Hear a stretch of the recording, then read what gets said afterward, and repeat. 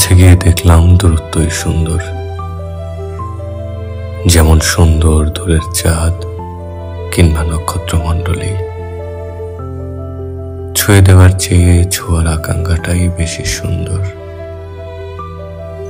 অতি প্রিয় কোনো কিছুই ছুঁয়ে ফেলতে নেই, দূরত্বই সুন্দর।